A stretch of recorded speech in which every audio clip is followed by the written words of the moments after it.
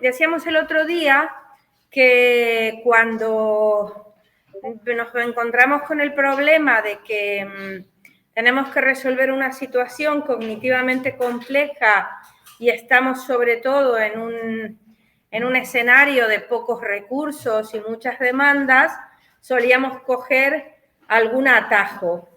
Y entre los atajos estuvimos explicando los diferentes heurísticos. Uno de los heurísticos que nos quedaba por explicar era el de simulación. El heurístico de simulación consiste en la tendencia que tenemos a sobreestimar la probabilidad de ocurrencia de un fenómeno, es decir, a creer que es más probable que realmente suceda, porque nos lo podemos imaginar con facilidad. Es decir, que es algo totalmente arbitrario. ¿Por qué? Porque evidentemente el hecho de que lo podamos imaginar no significa necesariamente que por eso sea más probable que suceda. Imaginar vosotros que os están planteando que tenéis un conflicto en el trabajo y alguien os plantea la posibilidad de solucionar el conflicto colaborando y trabajando en equipo con alguien, con un compañero o con otro, y vosotros os dejáis llevar por la facilidad que tenéis de imaginar que es posible trabajar con esa persona. Evidentemente, si tenéis una pésima relación, si ya habéis tenido muchas dificultades, decís, ¿qué? ¿Yo trabajando con esa? Vamos, ni se me cruza por la cabeza. El ni se me cruza por la cabeza es justamente eso, ¿no? El heurístico de simulación. A veces a nosotros nos funciona también cuando un evento ya sucedió y tenemos que tratar de adivinar, inferir, calcular cuál pudo ser la causa, entonces lo que hacemos es recurrir a la probabilidad de que algo hubiera sucedido basándonos en la posibilidad que tenemos de pensarlo y en lo razonable que nos parece cuando lo pensamos. Muchas veces utilizamos este mecanismo cuando tratamos de explicar algo que ya ha sucedido, sobre todo cuando ese evento es negativo. ¿Qué nos hubiera pasado si, en vez de quedarnos con un 4,8, hubiésemos aprobado? ¿Qué nos hubiera pasado si, en vez de quedar segundos en una plaza, convocatoria, concurso, hubiésemos alcanzado el primer puesto? De hecho, suele decirse que en un podio de ganadores, que sabéis, siempre está el primero, el segundo y el tercero, la peor posición es la del segundo. Porque el primero, pues está satisfecho porque ganó. El tercero está satisfecho porque, por poquito y no subo al podio. Imaginaros, me quedaba cuarto, fuera de todo. Pero el segundo es el que más fastidiado está. Porque el segundo no se compara con el tercero, pensando, podría ser tercero, sino que se compara con el primero. Muchas gracias. Es decir, se compara con el que está en la mejor posición, ¿vale? Entonces, su pensamiento es, yo podría estar en su lugar, ¿vale? Es decir, yo podría tener una posición mejor que la que tengo, ¿vale? Se utiliza muchas veces, como decía recién, para consolarnos, autoconsolarnos, ¿no? O para decir, qué mal, a pesar de que objetivamente la situación no fuese tan mala, ¿vale? Muchas veces aplicamos este heurístico de simulación cuando estamos valorando la probabilidad de ocurrencia de un evento futuro. Por ejemplo, volvamos al ejemplo del conflicto que os planteaba recién. Hoy estaba preparando un tema para los alumnos de cuarto de Psicología del Trabajo, de la asignatura una de las asignaturas de la que yo soy equipo docente, y justamente el tema era la gestión del conflicto y en el trabajo. Y entonces el autor del capítulo decía que estos heurísticos juegan muy malas pasadas en las negociaciones. Cuando uno está tratando de gestionar, no vamos a decir resolver, adelante, porque la palabra resolver en los conflictos no tiene sentido, los conflictos no se resuelven, se gestionan, y en las negociaciones juegan muy malas pasadas. ¿Por qué? Porque tienden a distorsionar tu pensamiento y a hacerte creer que pueden suceder cosas que después en realidad no suceden, ¿no? Si tú sobreestimas la probabilidad de llegar a un acuerdo con la otra parte porque te resulta fácil imaginar que la otra parte podría estar a gusto trabajando contigo, pues lo único que pecas es de exceso de confianza. Y cuando estás en medio de la negociación te dan un sablazo. ¿Me explico? Entonces, en este sentido funciona, él hablaba también del heurístico de accesibilidad, que fue el que explicamos antes, como otro sesgo, otro error que puede afectar a la probabilidad de que uno acepte situaciones en la negociación que después en realidad o son desventajosas o no le convienen, etcétera, ¿no? Entonces, a veces, en ocasiones, puede tener utilidad. ¿Por qué? Porque nos sirve para aprender de los errores, es decir, a decir, bueno, pues mira, en el futuro esto no se va a volver a repetir. Y el heurístico de simulación nos ayuda en ese sentido. Y también nos queda por explicar el último, que es el heurístico de anclaje y de ajuste, que no sé por qué, aquí no aparece, pero debería aparecer. El heurístico de anclaje o ajuste consiste en que para tomar una decisión, sobre todo una decisión en una situación incierta o ambigua, utilizamos un criterio externo que es el que nos parece más probable y que se ha establecido, diríamos, como ancla, como decisión, como decirlo, como clave decisoria para interpretar esa situación. No se trata de un elemento objetivo, se trata, por ejemplo, de la opinión que da una persona. A veces una persona con mucha influencia dentro del grupo puede servir de anclaje. Esta persona, y eso lo habréis observado seguramente en debates o en decisiones grupales, ¿no? Esta persona que es la que, como solemos decir en lenguaje vulgar, se lleva el gato al agua en una negociación o en un debate, ¿no? ¿Por qué? Pues porque por sus capacidades de persuasión marca un criterio y los demás siguen ese criterio. Entonces, en ese caso, los demás son los que se están dejando llevar por esa ancla que establece un determinado juicio de valor. Pero es siempre un juicio de valor, nunca un elemento objetivo, porque el heurístico es, por definición, un procedimiento de razonamiento erróneo. No erróneo porque no me lleva a la verdad. No, a veces me lleva a la verdad, pero no es lógico. Si yo me dejo guiar por lo guapa que es una persona cuando estoy haciendo una evaluación de capacidades de trabajo, y no es para modelo, sino para otro tipo de empleo, pues estoy dejándome llevar por un error. ¿Por qué? ¿Porque esa persona va a ser una mala trabajadora? No, a lo mejor es una estupenda trabajadora, además de ser guapa. Pero el fundamento en el cual yo basé mi proceso de toma de decisiones es, de alguna manera, erróneo. Porque también me podría haber salido, buenas tardes, también me podría haber salido una persona no competente para realizar el trabajo. ¿Me explico? Es decir, no es erróneo porque conduzca al error, es erróneo porque no es válido como método, como procedimiento. Siempre, en realidad, los heurísticos tienen una función adaptativa.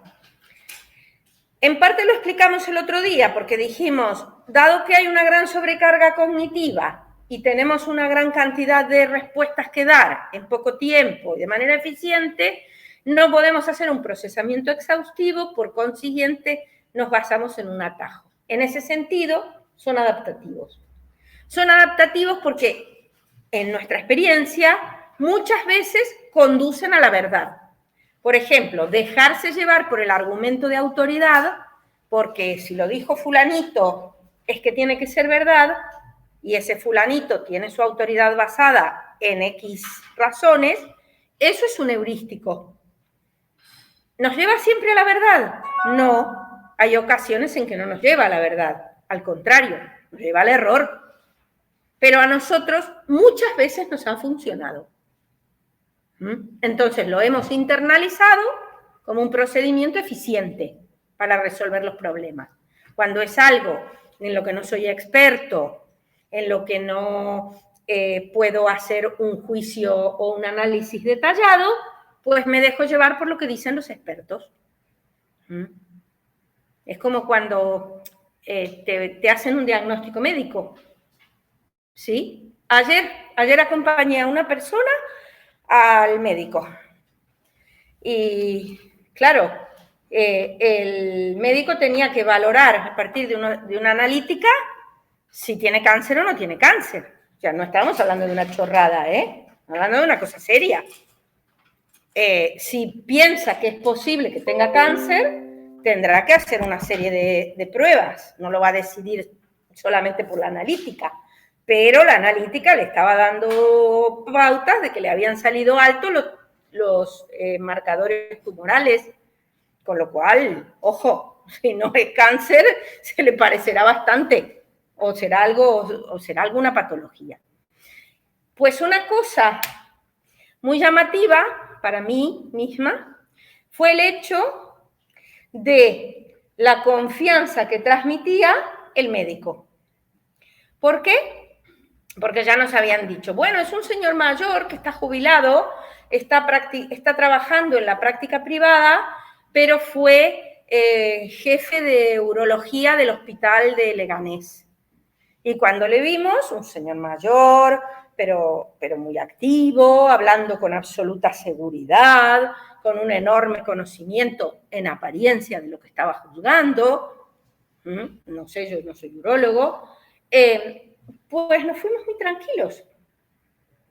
Y a lo mejor si hubiésemos visto a una persona que nos decía las mismas cosas, pero era más joven, las decía con menos certeza, con menos capacidad persuasiva, nos íbamos a ir diciendo cómo habíamos entrado. Según lo que nos diga, hay que pedir una interconsulta. Yo ya tenía localizados 2 o 3 urólogos que me habían recomendado diferentes personas que conocía. Entonces, ¿significa eso que el médico ese no es eficiente y no sabe de lo que habla? No, a lo mejor sí sabe de lo que habla. Pero el motivo en el cual basamos nuestra confianza es perceptivo. A lo mejor no es tan eficiente como nos pareció. ¿Me explico? Entonces, el heurístico es flexible, es útil, a veces nos lleva a cometer errores, pero nosotros tendemos a recordar selectivamente aquellos eventos en los cuales las cosas nos han sido útiles y no los eventos en los que nos son inútiles. En un cuadrito que es el 3.8, justamente se debate esta cuestión. ¿Por qué el sesgo, que es aparentemente una fuente de error, puede ser adaptativo? Pues porque hay que poner en la balanza costes y beneficios, es lo que en definitiva viene a decir el cuadrito, ¿no? Lo perfecto, ¿habéis oído alguna vez eso de lo perfecto es enemigo de lo bueno? Pues viene a decir básicamente que un análisis perfecto de cada situación muchas veces no es bueno. Porque no digo bueno moralmente, digo no es eficaz o eficiente desde el punto de vista económico, en el balance entre recursos y beneficios. Y en ese sentido, el sesgo puede ser adaptativo, ¿vale? Si nuestros sesgos fuesen tan malos, vamos por el tema 3, ¿verdad? Sí, 3. Vamos por el final del tema 3, y si todo va bien, hoy vamos a empezar el 4. Decía, la selección natural nos hubiera llevado a la extinción si los sesgos que utilizamos fuesen totalmente desadaptativos. Nos hubiéramos muerto, ¿vale? En algunos casos, a nosotros nos interesa sobreestimar que, por ejemplo, los peligros nos interesa sobreestimarlos. ¿Por qué? Pues más vale prevenir que curar, dicen los refranes, ¿no? Es decir, nos interesa sobreestimar determinado tipo de peligros para que no vayamos a tener lo que llaman falsos negativos, es decir, que yo me crea que algo no es peligroso y resulta que después sí lo es.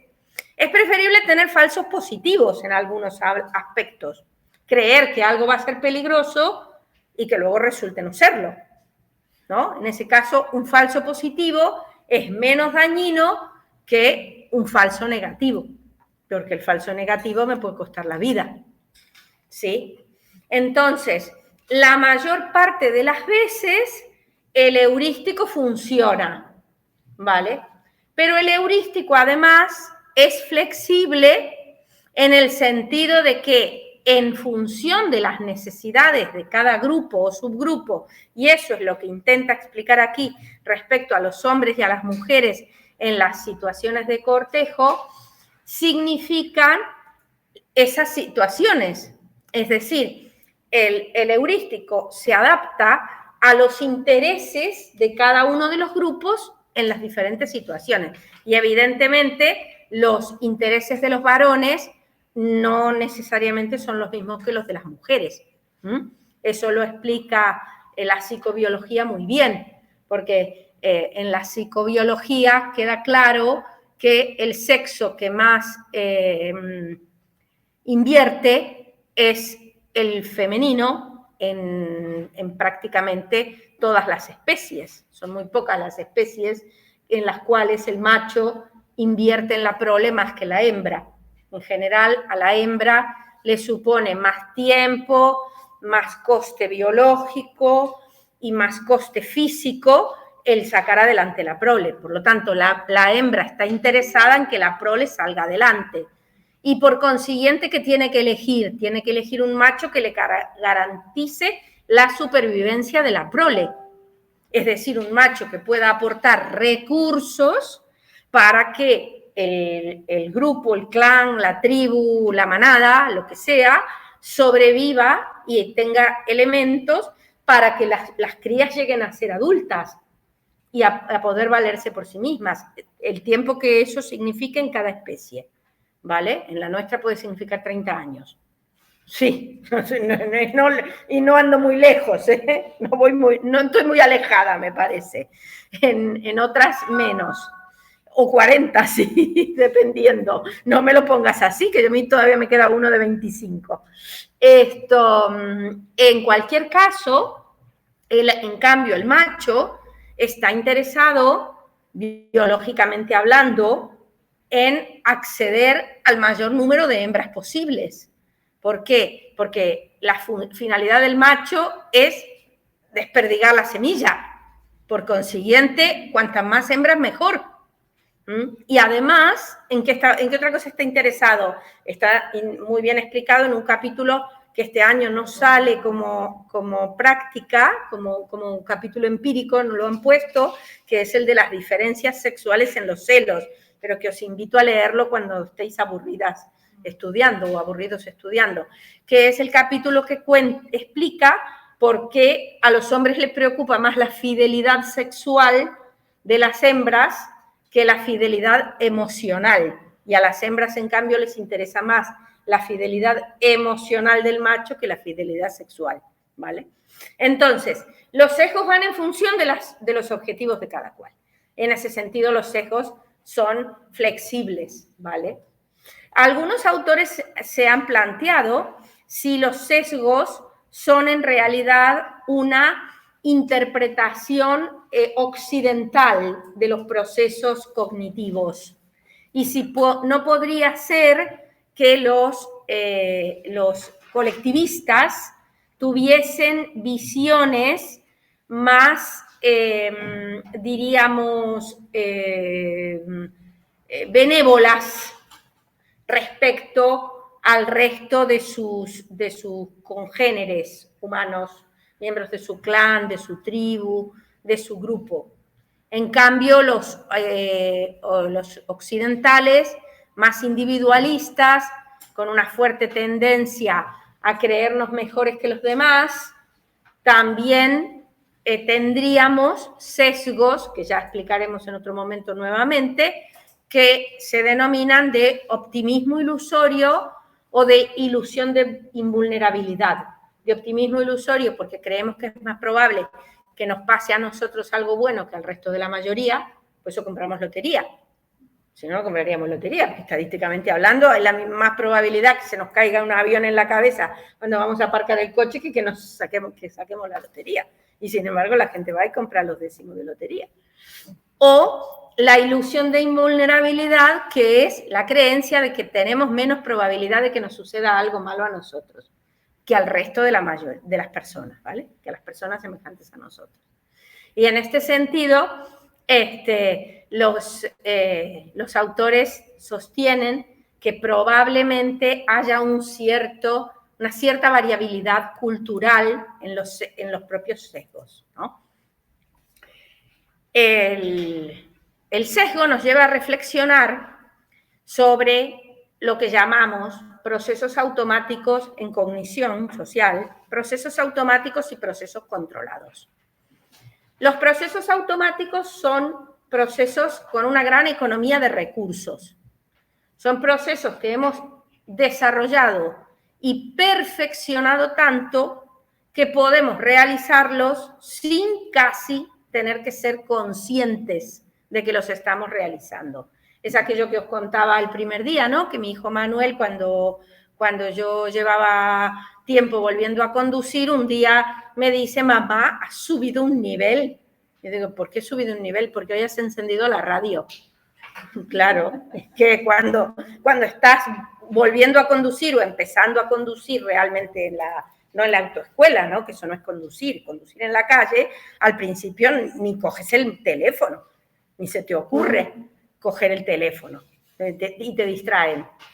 Y fijaros, el otro día me sucedió, y hoy lo hablaba con otra tutora, que le pasó lo mismo, me sucedió que salí de una reunión tremenda, súper enfadada,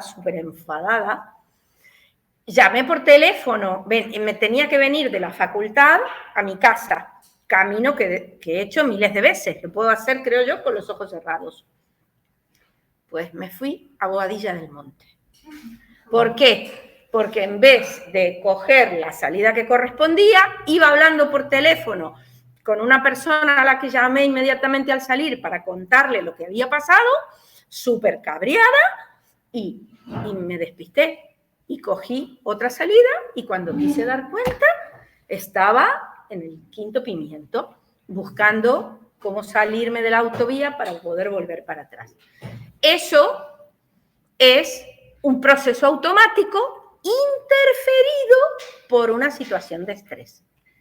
Es decir, los procesos automáticos los podemos realizar inconscientemente la mayor parte del tiempo. Solo en situaciones de mucho estrés, de mucha sobrecarga emocional o de sentirnos mal, tenemos que hacer consciente el proceso automático. Pero si no, no necesitamos.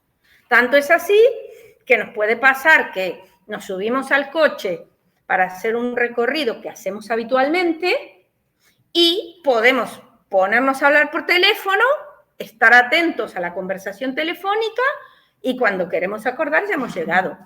Y no hemos sido conscientes de todos los pasos y movimientos. ¿Por qué? Pues porque si somos conductores asiduos y además conocemos el recorrido y no se nos plantea una dificultad específica, otra cosa es que donde no suele haber un atasco, de repente encuentres todos los camiones parados, ¿no? Y ahí dices, oiga, ¿y aquí qué pasa? Pero si no, puedes seguir en el proceso automático. En cambio, en el otro extremo del continuo están los procesos controlados. Los procesos controlados son aquellos en los que o no tenemos experiencia, o no tenemos competencias, o por algún motivo lo estamos haciendo bajo condiciones de estrés, como os decía cuando voy hablando o contando algo en lo que estoy muy enfadada. Y hoy la amiga me decía que le había sucedido, pero no por una mala noticia, al contrario, por una muy buena. La llamó el hijo y le dijo, mamá, me han dado una beca para irme 2 años, una beca complicadísima de sacar, que hay muy pocas, me voy a ir 2 años a la Universidad de Valencia cobrando 3.000 euros por mes y vamos, una maravilla de oportunidad. Le costó muchísimo conseguirla y de repente le dicen eso y se distrae y en vez de coger la salida 7, coge la 9 y va a dar a tomar por bien, ¿no? Entonces, con esto quiero decir que el procesamiento automático se puede detener por elementos que no necesariamente tienen que ser negativos, ¿vale? Las condiciones de estrés pueden estar, o las que absorben mi atención, pueden ser también eventos positivos o alegres o agradables, ¿no? El procesamiento automático nos va a llevar, por ejemplo, a activar el uso de determinadas categorías que estén asociadas a unos estereotipos. Los estereotipos son las creencias generalizadas que tenemos sobre que ciertas categorías van asociadas con ciertos rasgos. Por ejemplo, estereotipo, los andaluces son graciosos, los andaluces son vagos, los andaluces son divertidos, los catalanes son peseteros, los gallegos son difíciles de adivinar, no se sabe si va o si vienen, ¿no? Eso decía, yo estuve hasta hace poco de vicerrectora en la Universidad Menéndez Pelayo y la rectora decía eso, decía, mi abuela decía, cuando te cruzas con un gallego en la escalera no sabes si sube o baja. Pues eso es, efectivamente. Muchísimas gracias. ¿Por cuál de todas? ¿Por lo andaluz, lo catalán o lo gallego? Bueno, pues en este caso, eso es un estereotipo, ¿no? Evidentemente, es difícil que un estereotipo de una autonomía lo active un rasgo físico, pero sí lo puede activar el habla, ¿vale? Cuando escuchas a alguien hablar, si eres habitual de un determinado contexto, reconoces a un andaluz, reconoces a un catalán, hablando español, reconoces a un gallego. Y eso activa el estereotipo. Eso es procesamiento automático, ¿vale? El procesamiento automático es más fácil todavía si el rasgo es físico, ¿vale? El rasgo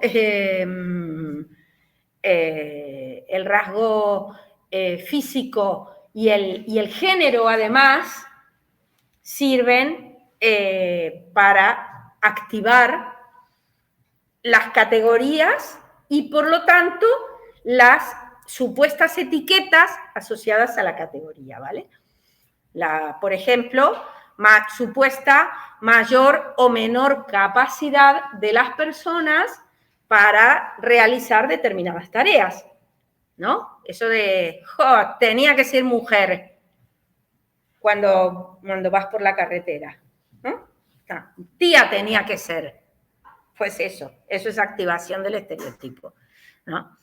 En el capítulo que os comentaba el otro día, citando un trabajo de los años 90, los profesores de La Laguna hablaban de los que llaman las cuatro claves o los 4 culpables o los 4 responsables de ese procesamiento automático y por consiguiente de los errores que trae aparejado.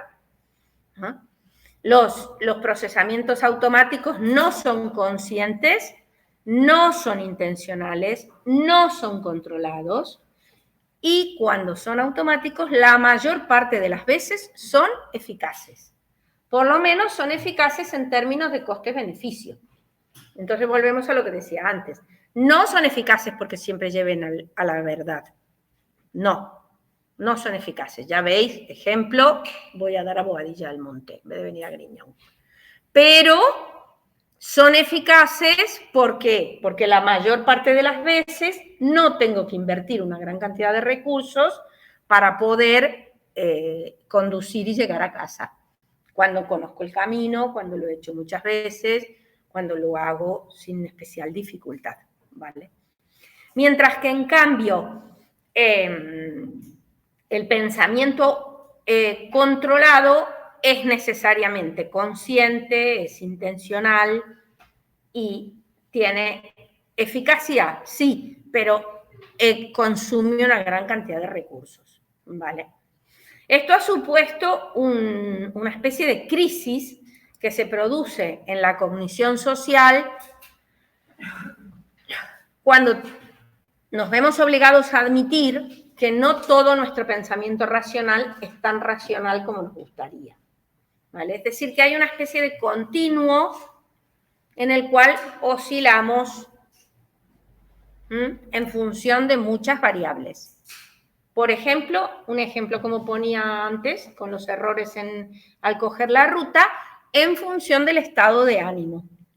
Tanto un estado de ánimo muy positivo como un estado de ánimo muy negativo te puede hacer distraerte y, por lo tanto, si no recuperas el control del proceso, pues por automatización te equivocas. El control voluntario es característico de un proceso controlado y, en cambio, el mínimo control, la mínima inversión de control, es la característica de un procesamiento automático. ¿Vale? Existen en el medio un conjunto de procesos que diríamos que están no entre los automáticos, pero a continuación, que tienen un escaso grado de conciencia, ¿vale? Aquí hay un cierto debate sobre el tema de la percepción subliminal. Vosotros tenéis que estudiar siempre lo que dice el manual, ¿vale? Porque lo que dice el manual es lo que os van a preguntar en el examen. Sin embargo, investigación seria, actualizada sobre la percepción subliminal, no hay demasiada. Y mucho menos sobre el hecho de que la publicidad la utilice conscientemente, ¿vale? Habría que demostrarlo todo eso. A pesar de que hubo una época en la cual eso estaba claramente reconocido a partir de una serie de supuestos experimentos que se hicieron en películas de cine, en las cuales a la gente se le ponía el mensaje breve de tome Coca-Cola, y cuando salía iba más gente al stand de Coca-Cola que al de Pepsi, ¿no? Pero bueno, eso no es un auténtico experimento, ¿vale? Los procesos de percepción se ven también sesgados. Y se ven sesgados por el valor o la relevancia, diríamos, de los estímulos, que puede ser una relevancia social o puede ser una relevancia para nosotros, personal, ¿sí? Porque a mí me interesa esta cuestión, me gusta esto, etcétera, ¿no? Y además, si no hay otros estímulos compitiendo por la atención con ese estímulo, ¿vale? En este sentido, a veces se utilizan como estrategias experimentales. Más adelante, cuando hablemos de estereotipos o cuando hablemos de prejuicios, os contaré algunos tipos de experimentos basados en el priming, por ejemplo, que consiste en presentarle a la gente fotografías, ¿vale? Y después ver cómo evalúa determinado tipo de estímulos, y la hipótesis que está detrás es que las personas prejuiciosas se verán afectadas por las fotografías que se les presentaron previamente. Ya los explicaremos en otro momento, ¿vale? En este mismo sentido, hay un conjunto de procesos que se van acercando más hacia el extremo de los controlados, que serían los que llamaríamos procesos postconscientes. Es decir, reacciones que podemos tener ante la presencia de una persona por unas características propias, etcétera, ¿no? Y entonces, en ocasiones, somos conscientes de la presencia y del procesamiento de la información.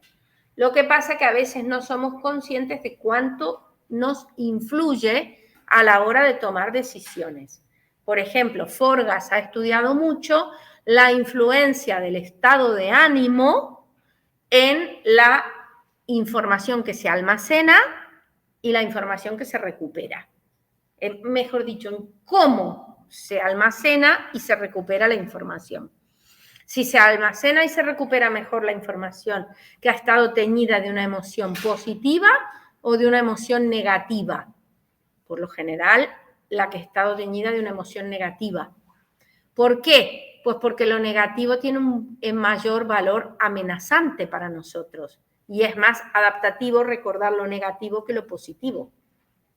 Lo positivo, qué guay, qué bien me hace sentir. Sí, pero te interesa más saber lo negativo porque puede ser una cuestión de supervivencia, ¿vale? Forgas ha llegado a la afirmación de la hipótesis de la congruencia del estado de ánimo, es decir, de cuando almacenaste una información estando contento, digamos, o en un estado de ánimo positivo, te resulta más fácil recuperarla cuando estás contento que cuando estás triste. Y a la inversa, si la almacenaste teñida, digamos, de un tono negativo, cuando estás triste, te acuerdas más de esa información, ¿vale? Ha habido evidencia contradictoria respecto de en qué medida influye el estado de ánimo en el procesamiento de la información. Y eso es lo que él ha trabajado, ¿no?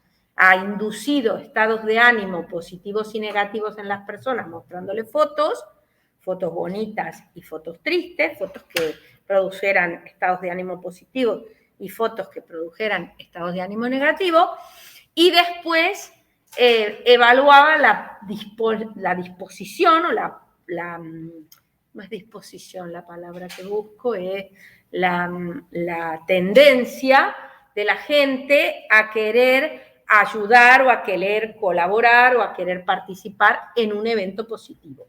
Entonces, a aquellas personas a las que se las había puesto de mal humor, por decir así, tenían menos disposición, esa es la palabra que quería usar, disposición a ayudar o a ser colaboradoras, ¿vale?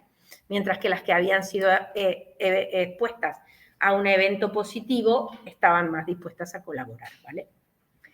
En el camino hacia el procesamiento controlado, un pasito más lo darían los que llamaríamos casos o eventos de procesamiento dependiente de metas, que es el ejemplo que os puse el primer día.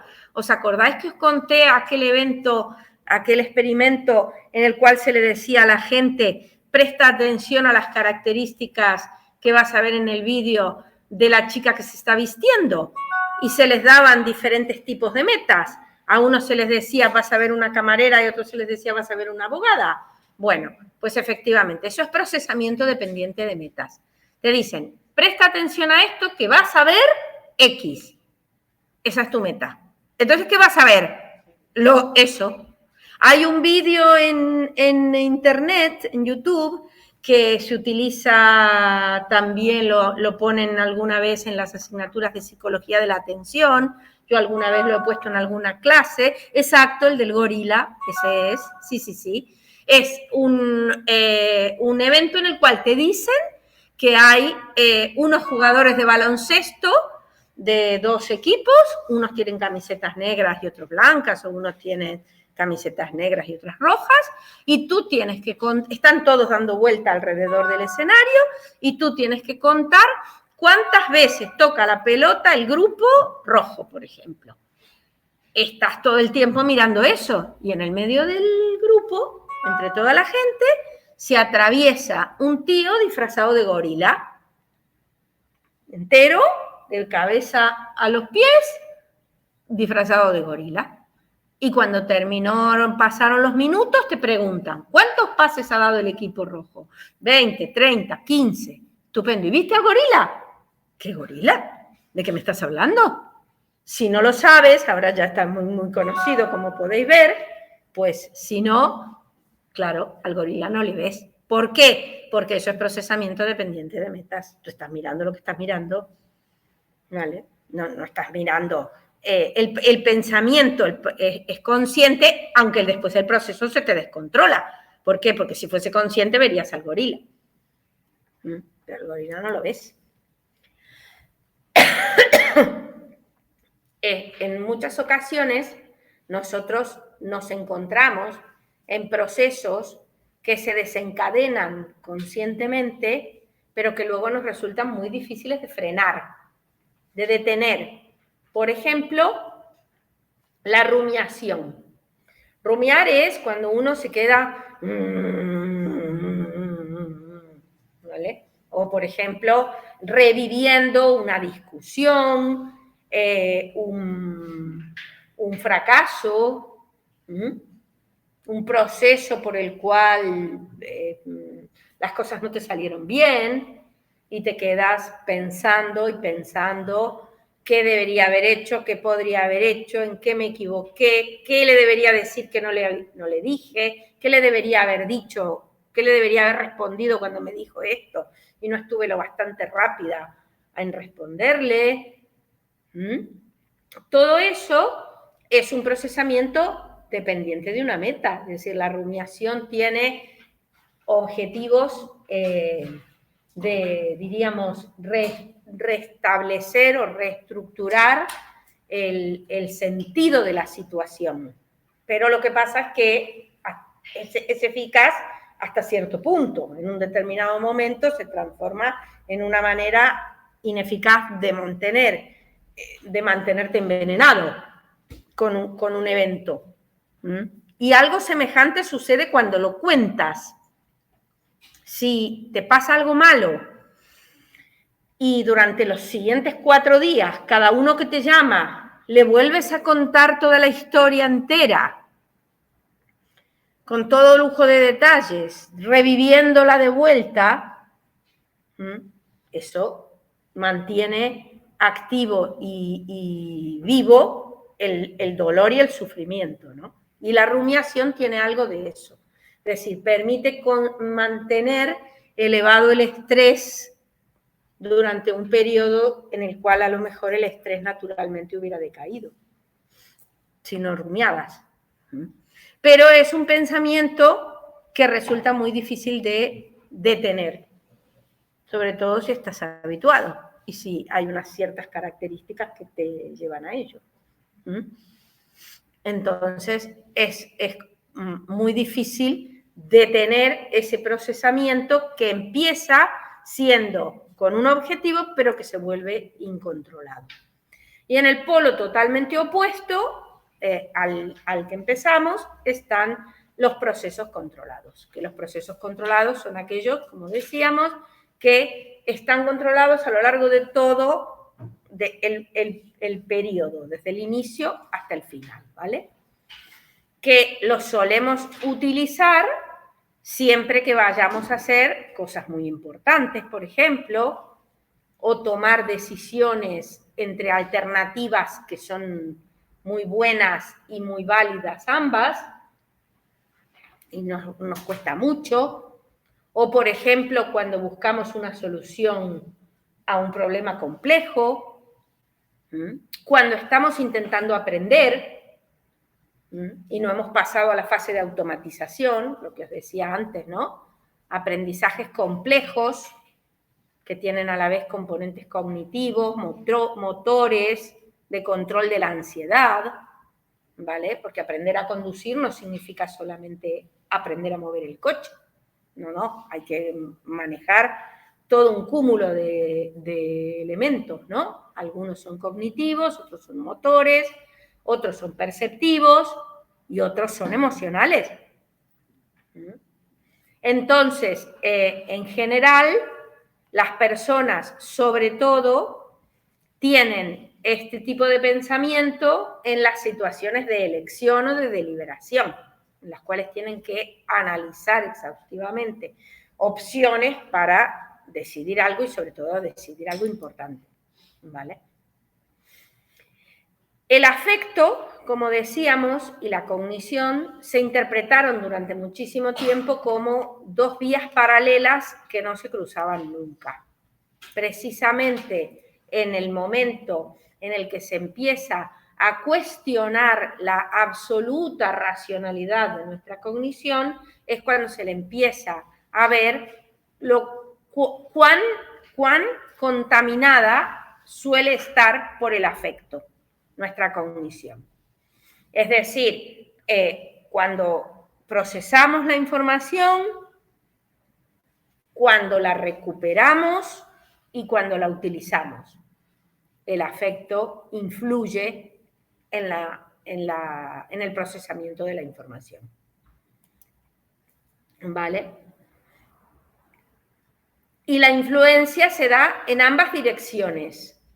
En la dirección de que cuando estamos con un determinado estado de ánimo, pensamos de una determinada manera, ¿vale? Y también a la inversa. Es decir, que nuestros modos de pensar influyen en nuestro estado de ánimo.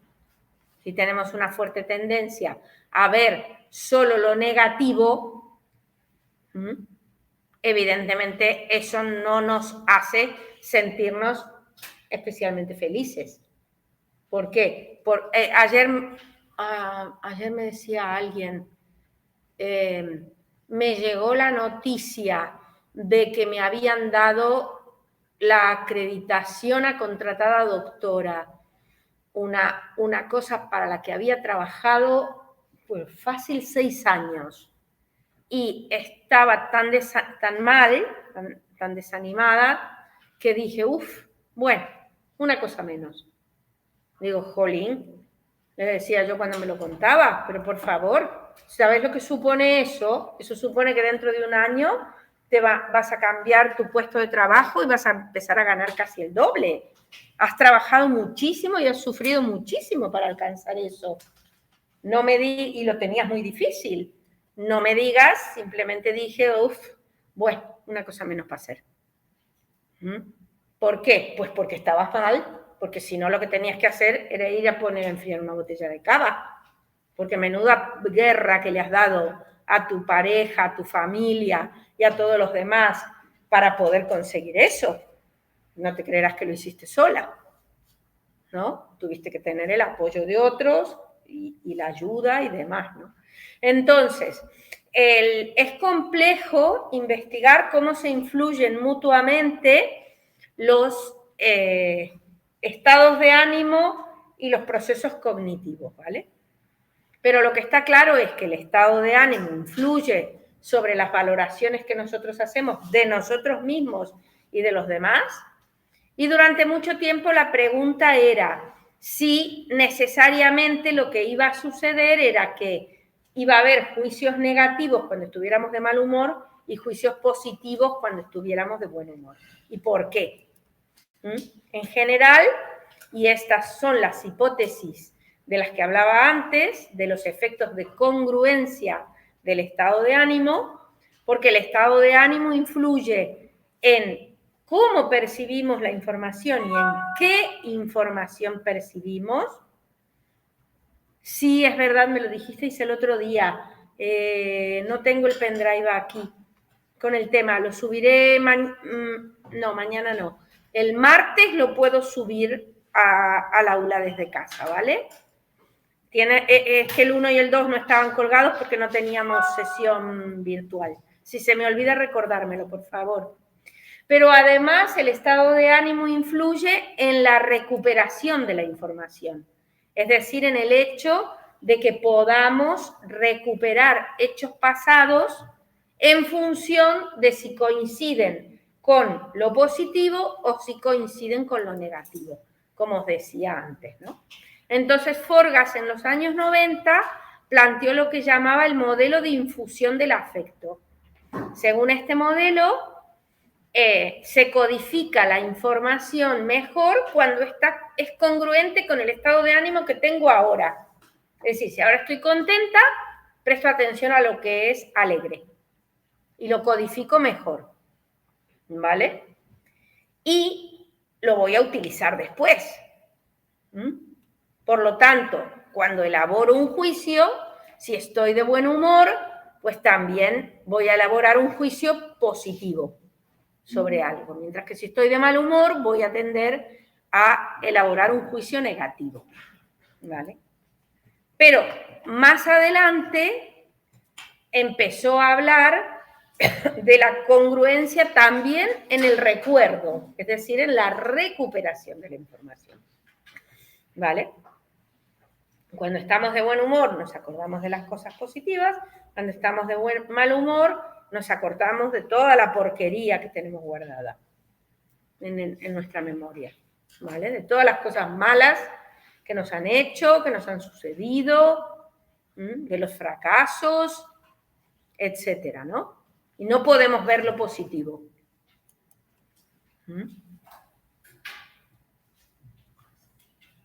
Es verdad que a veces también hacemos una exposición selectiva y eso aumentará el efecto, ¿sí? Esta persona con la que hablaba ayer, que está muy mal, me decía, hace 2 o 3 años que no me he visto y me arreglo para salir a pasear, a comer, quedar con gente, porque no tengo ganas, porque no me siento bien conmigo misma, no me siento a gusto. Entonces, la exposición selectiva a eventos positivos no se produce, la exposición es selectiva, sí, pero a eventos negativos. Me quedo en casa pensando en qué desastre de vida que tengo.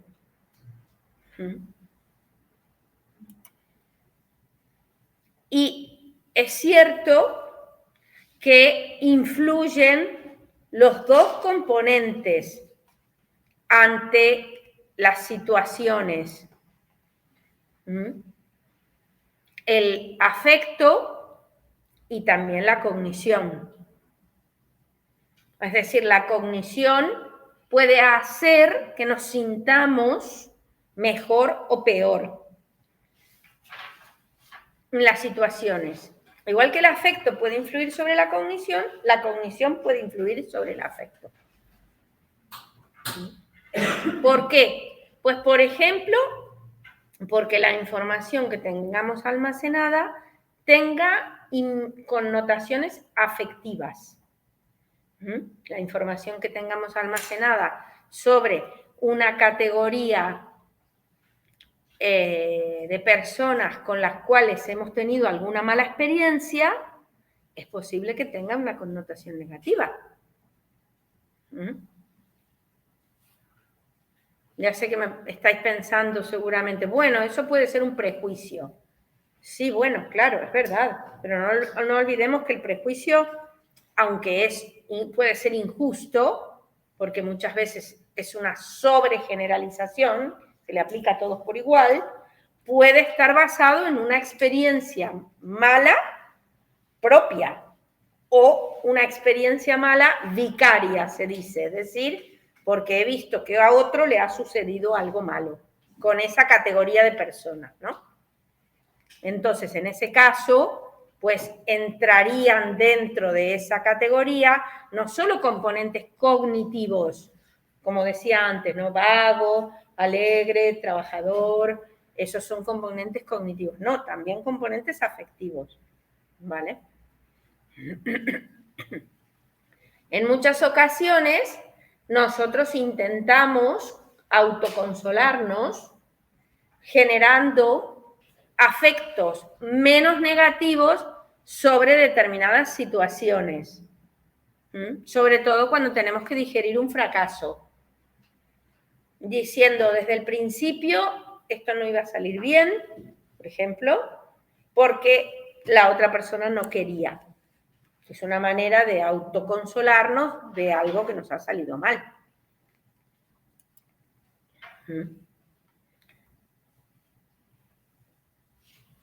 La motivación a nosotros nos lleva, dirige nuestros procesos cognitivos. Es decir, que nos orienta, en primer lugar, la atención, es decir, lo que vamos a recibir. En la medida en que estemos motivados para ver determinadas cosas, pues vamos a ver esas cosas. Y el resto se nos va a pasar totalmente desapercibido.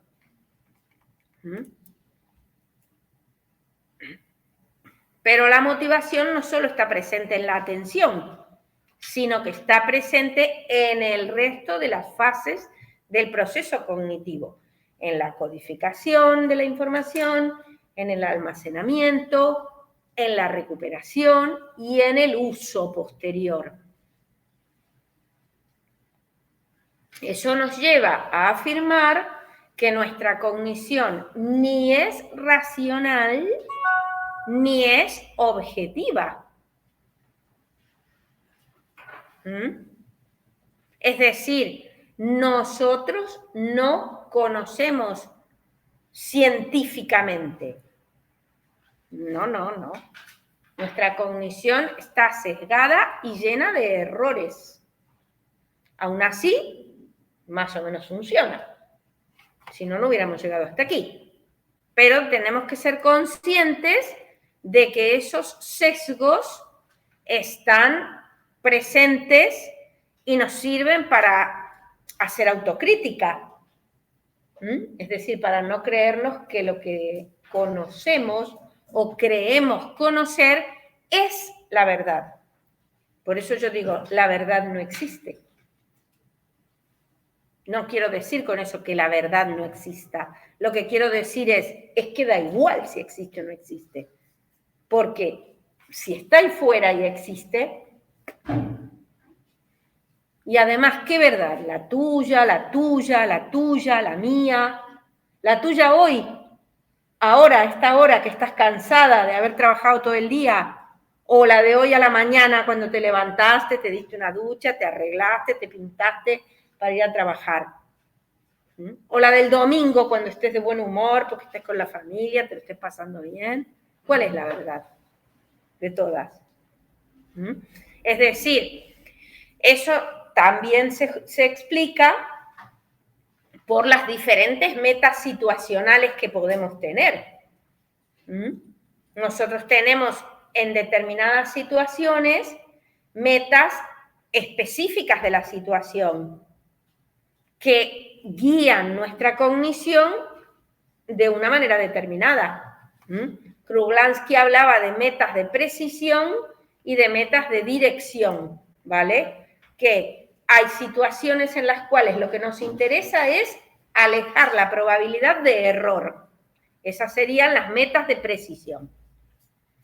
No queremos equivocarnos. Ese es el objetivo fundamental. Por consiguiente, hacemos más esfuerzo, nuestro procesamiento es claramente complejo, elaborado.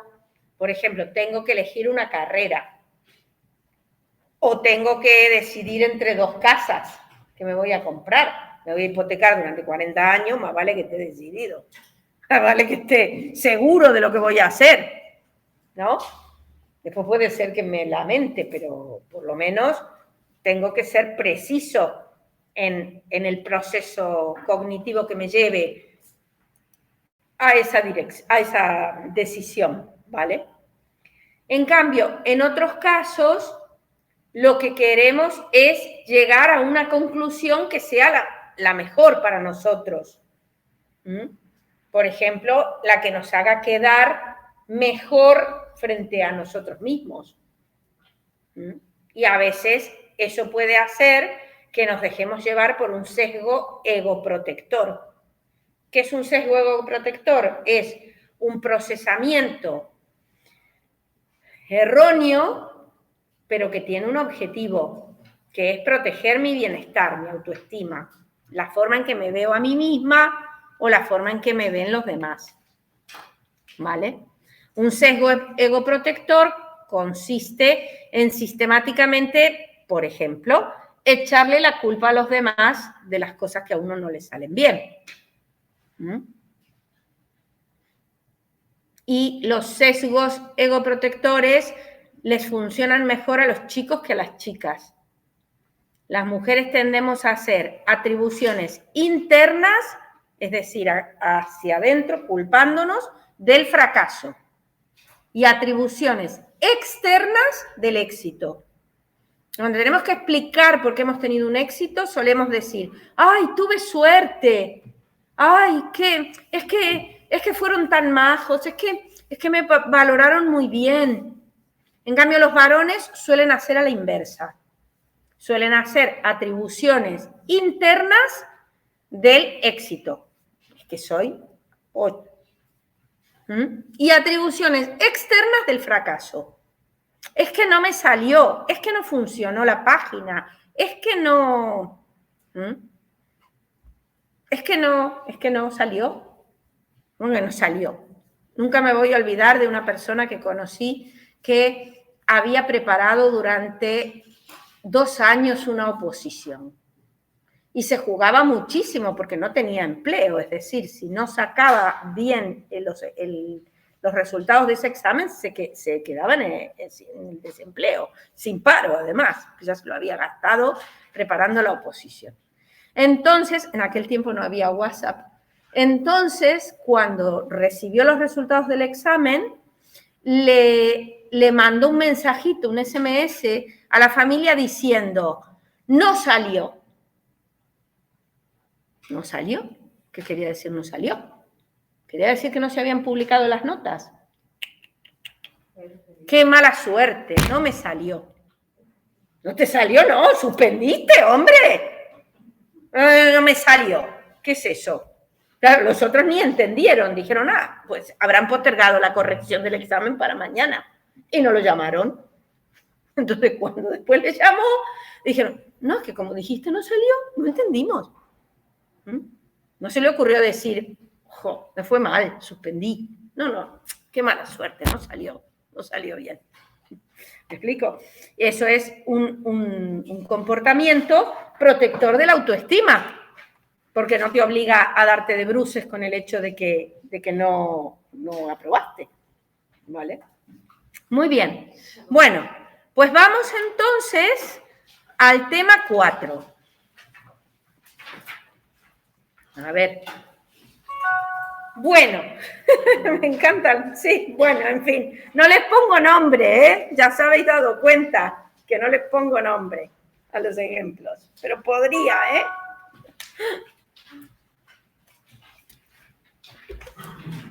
Bueno, este tema es especialmente complicado por una razón muy simple, y es que agrupa 2 capítulos.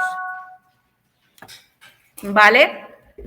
Es decir, que lo que en ediciones antiguas, la primera edición del manual de psicología social de esta asignatura, una verde que anda por ahí circulando todavía, eran capítulos separados. Y ahora, en la edición siguiente y en esta que estáis trabajando vosotros, quedaron juntos en un solo capítulo. Entonces, es sumamente denso y tiene mucha información.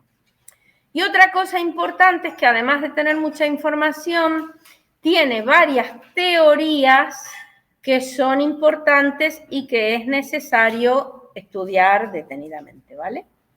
Entonces, lo primero de lo que vamos a hablar es de la percepción de personas. Es decir, de los procesos por los cuales nosotros percibimos, prestamos atención a las características de las personas, ¿vale? Por eso hablamos de percepción social, no es percepción de objetos, ¿vale? Y, por lo tanto, generalmente utilizamos esa percepción para hacer atribuciones, es decir, para intentar explicar la conducta de las personas, ¿vale? ¿Por qué hizo tal cosa o por qué hizo tal otra? ¿Vale? Ojo, que cuando hablamos de atribución no estamos hablando de las verdaderas causas de la conducta. Estamos hablando de las que nosotros creemos que son las causas de la conducta. Siempre pongo el mismo ejemplo. Voy a la estación de Móstoles Central a las 7:30 de la mañana del lunes y voy a coger el tren. Y entonces, cuando llega el tren y se baja gente del tren, se cruza conmigo mi vecino y no me saluda. Yo digo, ¿y a este qué le ha pasado? ¿Qué bicho le ha picado? Ah, pues a esta hora lo normal, estará dormido, viene de trabajar de noche, más dormido que ni me ha visto. O digo, se quedó enfadado por la reunión de comunidad del otro día en la cual yo dije que el presupuesto de obra que había traído estaba inflado. Esas son situaciones de atribución. ¿Cuál puede ser la verdadera causa por la que mi vecino no me saludó? A saber, ¿vale? En general, ante un evento inesperado, negativo y complejo, se desata el proceso atributivo. Es decir, empiezo a buscarle causas. Por eso Heidegger, que fue uno de los primeros en estudiar la atribución, dijo que nosotros obrábamos como un científico ingenuo, como un científico que buscaba las causas, pero como un científico torpe, que cuando encuentra una causa que cree que es la adecuada, ya se queda contento y no continúa investigando. Aunque eso no tenga nada que ver con la verdadera razón por la cual mi vecino no me saludó ese día cuando se cruza conmigo, ¿vale?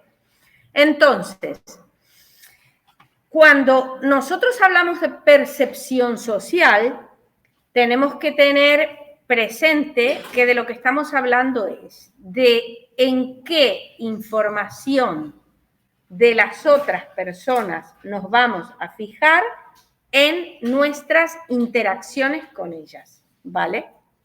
Y por lo general vamos a repetir algo que ya dijimos antes, que uno, la información está sujeta a una selección, es decir, no podemos prestar atención a todo, por lo tanto, prestamos atención a algunas cosas.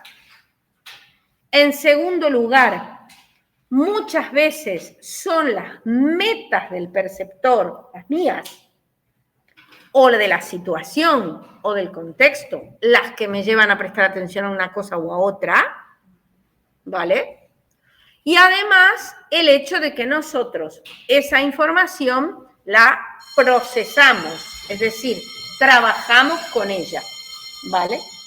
Bueno, la semana que viene seguimos trabajando. Una cosa quería deciros, que es que el día 25, que es el acto de apertura del curso en el Centro Asociado de Madrid, el edificio va a estar cerrado y vamos a dar la clase totalmente online, ¿vale?